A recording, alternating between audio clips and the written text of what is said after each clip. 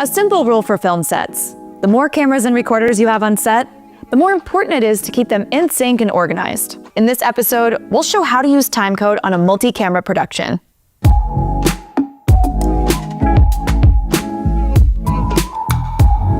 Today, we're on the set of an improvisational D&D show called The Dice Decide. We thought it would be a great opportunity to meet their sound mixer and go over all of the different ways they achieved quality sound and sync during the production. That way, you guys can learn from it. Please welcome our guest, Blake Christian. Hey everyone, and welcome to the set of The Dice Decide. My name is Blake, and I'm the production sound mixer. Multi-camera productions offer unique challenges. Primarily, there are just a lot more things to keep track of. More cameras, more audio tracks, more data. All of it starting and stopping independently of each other. It's imperative that your devices, regardless of brand, are on the same page. In this case, the same clock. My first responsibility on the set is getting every device that is needed connected to the universal language, timecode. Wait, what is timecode? We've explained this a bazillion times, and you can bet we'll keep explaining. It's that important. Timecode is frame-accurate metadata embedded into a file. This metadata is generated by a special type of clock and serves as the language all of your devices use to stay in sync, no matter how out of whack their start and stop points are throughout the day. Fun fact, timecode can also be recorded as audio. It sounds like this. And it's awful. What that practically means is that your editor presses one button to sync all the devices using this clock instead of lining everything up manually. In multi-camera edits, that translates to hours or days of saved time. Most professional devices have their own internal clocks, but again, the clocks are isolated to the device. Worse yet, camera clocks can drift over time, making them useless for sync. You will need an external timecode generator that stays attached to the camera and recorder, and that will feed the device timecode you can reliably use. Sadly, you can't plug in a generator to update the device's clock and then unplug it. It will need to stay connected to avoid drift. So how many devices will be used on the day? There are 6 cameras and 1 audio recorder, getting 6 signals from 6 different body packs. One of my pre-production responsibilities is to ask what cameras are being used on the day. This way I know how many timecode boxes to bring and which cables I'll be needing. It's also important to know what type of timecode those devices can use. Professional cameras use metadata timecode, while mirrorless cameras need to use LTC audio timecode. This is information to put in your sound report so the editor knows what to look for. When the timecode generator is ready to be given to the camera operator, watch the camera LCD over their shoulder. If you did your research beforehand, you'll know where to look to confirm that the camera is receiving the timecode. Don't assume that just because the generator is connected, that it's working. Also, don't touch the camera. They really don't like that.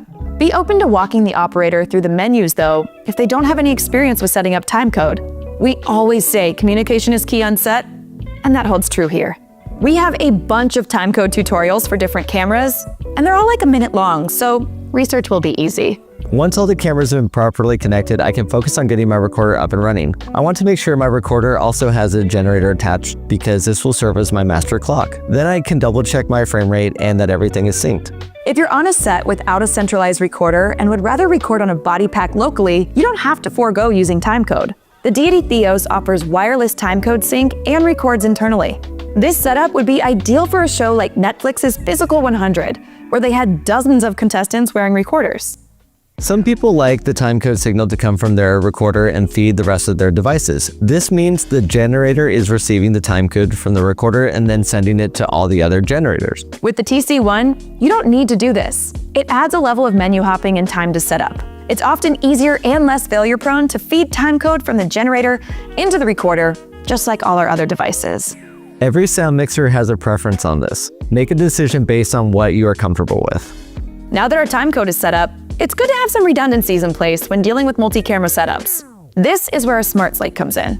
We're using the Deity TC SL1, which has the same timecode clock as our generators. The first redundancy is that it displays the timecode on the faceplate. This way every camera can visually see what frame the footage is on at the start of every shot. Scene 2 alpha, take 3, mark. Additionally, when we mark it, the loud sound it makes is our last resort sync point if the timecode isn't set up properly. If you look at the front of the plate, there is also a bunch of information relating to what take we're on, what scene we're shooting, and what media card all that footage is on. It's important to know that multi-camera productions require the slate to be marked differently than normal to accommodate the multiple cameras and their media cards. Our second AC, Ryan Hasegawa, is here to tell you more. Handling the slate and the information on it is done by the second AC, but often the slate itself is brought by the sound department because it has to fit in their timecode system. Deity has a whole video dedicated to slating in the link below, and I'm going to walk you through how slating for multicam shoots is a little different. Firstly, if you're shooting with 3 or more cameras, you might need more than one slate. In an ideal world, each camera would get its own. That way we could track the information relevant to each camera. Memory card A from camera A is not going to have camera B's footage on it. When all the cameras start rolling, each slate should already be in the shot of their assigned camera. One by one, the second ACs call out the camera they're slating for and then mark it. We call out the camera that's being slated so the editor doesn't confuse one sync point for another. Camera A, scene 1 alpha, take 1, marker. Camera B, scene 1 alpha, take 1, marker. Camera C, scene 1 alpha, take 1, marker. Not every budget allows for that many slates though. So second ACs have developed a clever workaround to do this with only one slate and operator. If all the cameras are looking at the same subject, have the slate at the beginning of all those recordings. This is called common sticks. When it comes to tracking memory cards, you normally only list one memory card a camera is using, but in common sticks, we display all the cards being used. The second AC doesn't say that though when they're marking because it can be kind of a mouthful. Common sticks, scene 2 alpha, take 1, marker. This system might require the camera operators to temporarily reframe so they can see the slate, but that's not always possible. But in situations like that, use common sticks for the ones that can't be grouped, and then the individual camera name after you reposition the slate. Camera A and B common sticks, scene 3 alpha, take 1, marker. Camera C, scene 3 alpha, take 1, marker.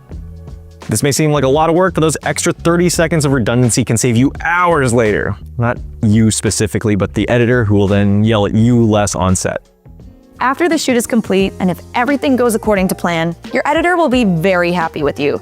Because you did your due diligence with timecode, and if somehow timecode failed, well, you still have slate marks in place to ensure the editor can still find the sync. If you're an editor and would like to find out how to best utilize that timecode in your software, we have a few videos on that below. If you recorded timecode to your audio track, we now make software just for you. Check out the link for Sidus TC Sync in the description below.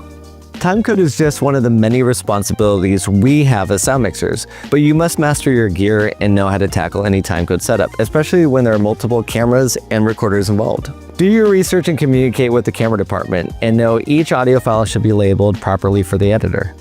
A huge thank you to the Dice Decide team for letting us stop by and work with them. If you want to know more about the show, we have it linked in the description. Until next time, subscribe and happy shooting!